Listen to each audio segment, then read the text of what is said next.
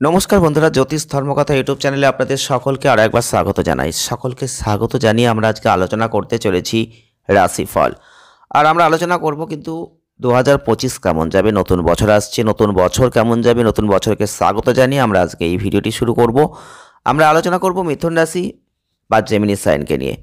মিথুন রাশির জাতক বা জাতিকা যদি আপনি হয়ে থাকেন, তাহলে 2025 সাল নতুন বছর আপনাকে কি দিতে পারে, আপনারা অবশ্যই আজকের এই ভিডিওটির মাধ্যমে জানতে পারবেন। তাই ভিডিওটি পুরো দেখার চেষ্টা করবেন। তবে প্রথমেই একটা কথা আপনাদের বলবো, একটা বড় সুযোগ আপনাদের জন্য কিন্তু অপেক্ষা করছে 2025 সালে। যদি আপনি লাভ ম্যারেজের ক্ষেত্রে নিজেকে জড়াতে চাইছেন, সেক্ষেত্রে কিন্তু অত্যন্ত ভালো সুযোগ আপনার জীবনে আসবে। অর্থনৈতিক ক্ষেত্রে অনেক পরিবর্তন আসবে। বিস্তারিত আলোচনা আজকের ভিডিওতে থাকছে, আপনারা পুরোটা দেখুন, তাহলেই বুঝতে পারবেন। প্রথমেই বলবো, মিথুন রাশির জাতক বা জাতিকা যদি আপনি হয়ে থাকেন, স্বাস্থ্যের দিক থেকে কিন্তু 2025 সাল অত্যন্ত ভালো হতে চলেছে।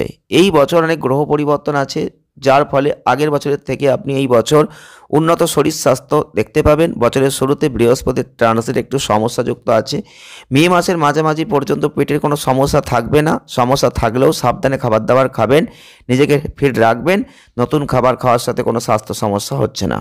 কিন্তু মে মাসের পরে যদি এই সমস্যাগুলো দেখা দেয়, তাহলে ধীরে ধীরে সেগুলো ঠিক করতে হবে এবং খাদ্যের দিকে নজর দিতে হবে।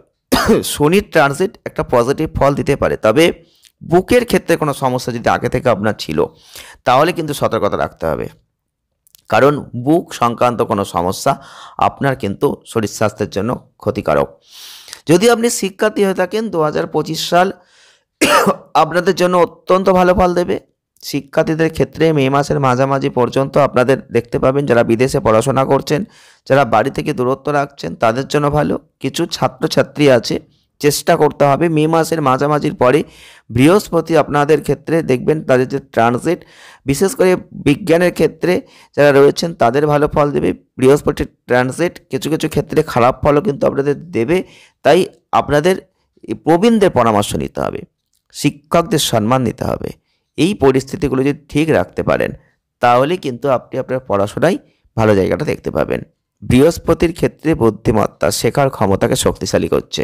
পজিটিভ ফল বৃহস্পতি দেবে। কিছু কিছু ক্ষেত্রে আপনি প্রতিরোধমূলক যে ব্যবস্থাগুলো এগুলো করবেন। একাডেমিক ক্ষেত্রে শ্রেষ্ঠত্ব অর্জন করবেন, পজিটিভ ফলও পাবেন, অনেক কিছু শিখবেন এই বছর আপনি।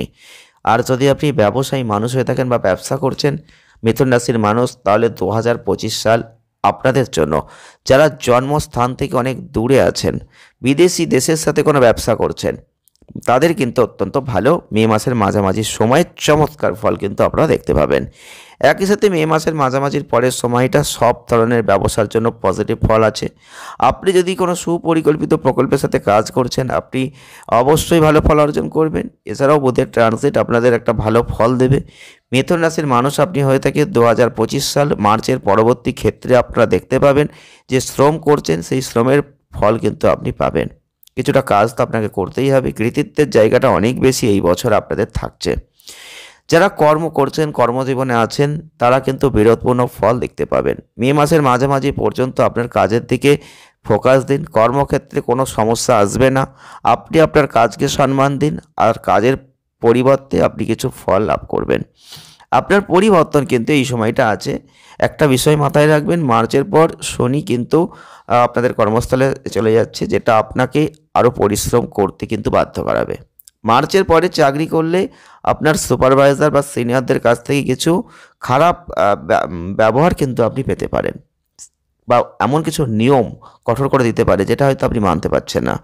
এই দিকগুলো একটু খেয়াল রাখবেন, এইগুলো একটু মানিয়ে নেওয়ার চেষ্টা আপনাকে করতে হবে। যদি অর্থের ক্ষেত্রে আপনি চিন্তা ভাবনা করছেন, সেক্ষেত্রে ভালো ভাগ্য আছে। কারণ এই বছর আপনার কোনো উল্লেখযোগ্য আর্থিক অসুবিধা হচ্ছে না, তবুও আপনি আপনার কৃতিত্বের দ্বারা কিছুটা হতাশ বোধ করতে পারেন। আপনার কঠোর পরিশ্রমের থেকে ভালো ফল আপনি লাভ করবেন। আপনি যে জায়গাটা হতাশ হয়ে যাচ্ছিলেন অর্থনৈতিক ক্ষেত্রে, সেই জায়গাতে কিন্তু বৃহস্পতি আপনাকে শক্তি প্রদান করবে। ব্যয় কিছুটা বাড়তে পারে। মে মাসের মাঝামাঝির পরে বৃহস্পতির ট্রানজিট উল্লেখযোগ্যভাবে ভালো হবে।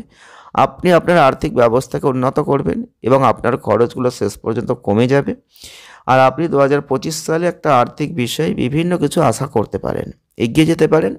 প্রেম জীবনের দিক থেকে রোমান্টিক সম্পর্কের ক্ষেত্রে মিথুন রাশির মানুষ আপনি হয়ে থাকলে 2025 সাল একটা ভালো জায়গা আপনাকে তৈরি করে দেবে।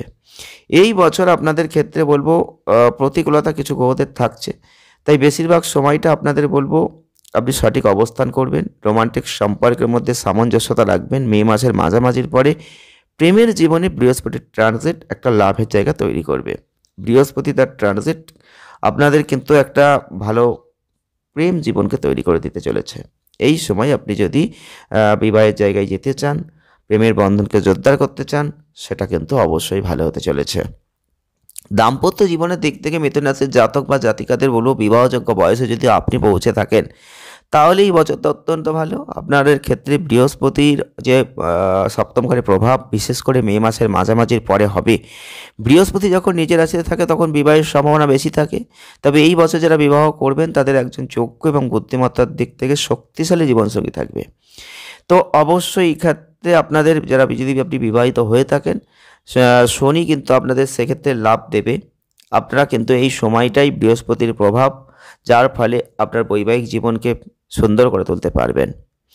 পারিবারিক জীবনের দিক থেকে মিথুন রাশির মানুষ আপনি হয়ে থাকলে 2025 সাল ভালো বছর হবে। পারিবারিক সম্পর্কের জন্য বৃহস্পতি বছরের শুরু থেকেই মে মাসের মাঝামাঝি পর্যন্ত একটু দুর্বল।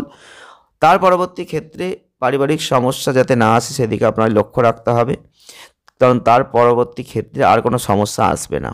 আপনি কিন্তু পারিবারিক ক্ষেত্রে একটা ভালো জায়গা দেখতে পাবেন। মে মাসের পরে যে সমস্যা ছিল সেগুলো কিন্তু, বিশেষ করে রাহু কেতুর যে প্রভাব চতুর্থ ঘরের ওপর, সেগুলো কমে যাবে। মার্চের পর থেকে শনির প্রভাব শুরু হবে। মিথুন রাশির জাতক বা জাতিকা আপনি হয়ে থাকলে 2025 সাল মাঝে মাঝে পারিবারিক সমস্যা একটু উঠে আসতে পারে, কিন্তু খুব একটা যে জোরালো আকার ধারণ করবে তা কিন্তু নয়। তবে জমি সম্পত্তি যানবাহন কেনার ক্ষেত্রে যদি আপনি চিন্তা ভাবনা করছেন 2025 সাল, আপনি অবশ্যই নিশ্চিন্ত মনে এগোতে পারেন। যেটা আপনার প্রয়োজন সেটা আপনি করতেই পারেন। রাহু কেতু কিন্তু আপনাদের মে মাস পর্যন্ত চতুর্থ ঘরে খুব শক্তিশালী প্রভাব ফেলছে, তাই বিতর্কিত জমি কিনবেন না, এটা আপনার জন্য গুরুত্বপূর্ণ। একইভাবে কোনো বিতর্কিত বাড়ি বা অ্যাপার্টমেন্ট কেনা যদি আপনার বিক্রি করা বা কেনার জায়গা থাকে সেইখান থেকে সরে থাকুন।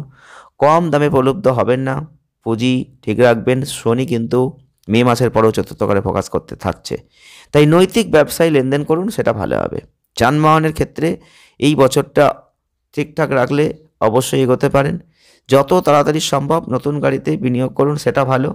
পুরনো গাড়ি একদম কিনবেন না, যদি কিনতেই হয় তাহলে কাগজপত্র ঠিকঠাক দেখে নিয়ে সাবধানে বুঝে শুনে তারপর করাটাই আপনার জন্য বুদ্ধিমানের কাজ হতে চলেছে।